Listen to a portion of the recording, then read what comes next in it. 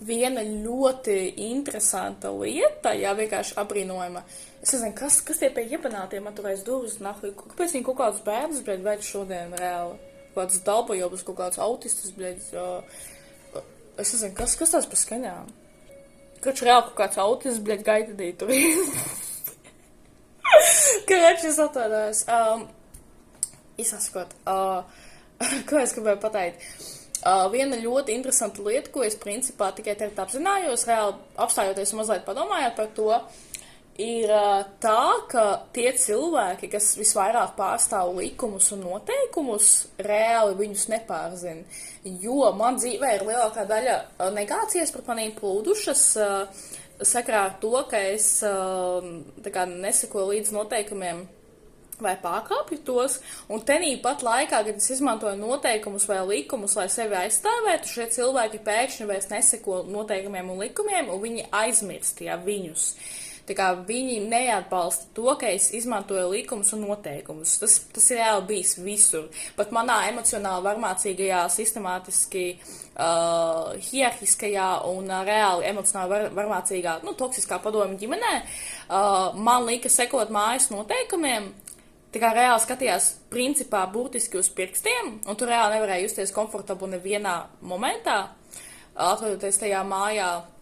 Bet tenī pat laikā, kad es izmantoju likumus un noteikumus, lai pieminētu to, kā viņu rīcība nav vispār normāla un likumiska, pret mani vairākas rīcības, viņi pēkšņi man reāli, tā kā burtiski pasūtīja dirstu, viņi teica, ej dirst ar saviem noteikumiem.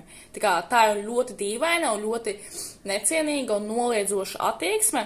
Jo cilvēks apzinās, ka tev ir taisnība, viņš nevar neko ar to izdarīt, pēc viņš vienkārši pasaka, ej, tak tu dirsi, jo tas ir pilnībā neracionāli un pilnīgi dīvaini, jā. Tā atbildēt, bet, un jā, tā kā šie cilvēki, tā kā reāli šīs varmākas, jā, tā kā divi tipi, pa kuriem šodien gribēju parunāt, ir emocionāls varmākas, kas izmanto likumus, lai tev ietekmētu savus likumus, savis radītos, un liekulīgie cilvēki, kas tā kā izmanto reāli vispār eksistējošus likumus, lai tā kā nevis lai ietekmētu tevi, bet lai tevi ierobežotu, jā, vat šie divi veidi. Viņi abi reāli praksē vispār neapzinās likumus un vispār tā kā neatbalstīs likumus kā tādus, kas ir tavā pusē. Viņi atbalstīs likumus tikai, kas ir viņu pusē. Kad tu pieminēsi kādu likumu vai mēģinās sevi aizstāvēt no savas puses, jā, viņi vienkārši ignorēs. Tā kā priekš viņiem tas ir baltā skaņa vienkārši. Tāpēc šī ir kārtējā mana revelācija šodienas, un, ja godīgi, es esmu reāli palikusi ļoti mierīga. Es, ja godīgi, domāju turpmāk paust kontentu un saturu, kas nav radīts dusmu vai arī kaut kādā emocionālās vilšanās vai neapmierinātības ietvaros, bet saturu, kas ir radīts apzinātā reāli informatīvā saturā, jo es neuzskatu, ka man ir jātur negatīvas emocijas no citiem. Tā kā man nav jāuzņem šīs negatīvās un nepārliecinošās,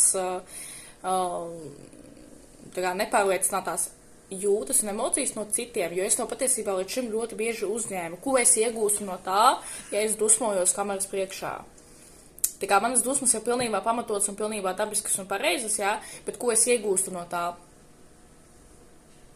Es patiesībā neko no šiem video neiegūstu. Un tagad es saprotu, ka man ir jāliek video, kas ir reāli informatīvs, kas ir radīts mierīgā pasniegšanas veidā, jo tā es pati izglītojos, es palieku tāpat mierīga un visu. Es negribu vairāk uzņemt vispār svešas fucking, tā kā emocijas, kas ir manas emocijas, bet tā kā viņas ir radītas no svešiem pazemju ūdeņiem un tā tālāk. Ir īpaši vakar, kad es reāli palasīju vispār par padomju ģimenes un par padomju cilvēka uzbūvi emocionālo un kognitīvo. Un es arī taisos palasīt kaut kāds vēl grāmatas sakarā ar šo. Es saprotu, es vairāk saprotu pat, jā, es arī reāli saprotu, ka vispār, principā, visas pagājušās paudzes, viņas reāli ieņem kaut kādas līdzīgas īpašības, jā, līdzīgas, tā kā, īpašības un emocionālas izpausmes, jā, pagājušās paudzes, ka katrai paudzē patiesībā ir sava kaut kāda niša.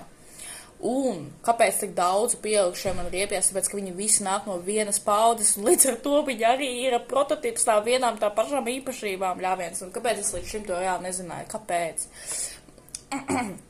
Ja Gen Z paudze būs reāli dažāda, tāpēc, ka mums ir ļoti dažādi cilvēki, mums ir dažādi dzīvumi, mums ir dažādas intereses, mums ir dažādi kaut kādi dzīves skatījumi, ja? Un katrai fucking nācijai ir savi kaut kādi stili vai savi virzieni. Agrāk Padomju Savienībā, man liekas, katrām nācijām lielākoties bija līdzīgi kaut kādi virzieni vai uzskati, jā, līdz ar to Gen Z, piemēram, mēs, man liekas, būsim ļoti daudzveidīgi un dažādi cilvēki.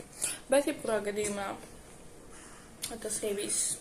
Man mati, man liekas, ir atjaunojušies. Nu, viņi ir melni, kā es viņas fucking dievedēju, kā es gribēju šos melnus matus, tā kā esmu nenormāli seksīga. Un, jā, un, protams, ir jāiet sopēt vīriešu dzimums un jā, es jau vakar izdarīju ļoti daudz lietas patiesībā, bet es izdarīšu vēl vairāk lietas, un man ir vēl dažas lietas jāizdara, bet tā, principā, es jau sāku uz to mierīgo vilni, uz to mierīgo, kā saka, krasta maliņu jau nosēsties, un tā kā reāli, visi normāli.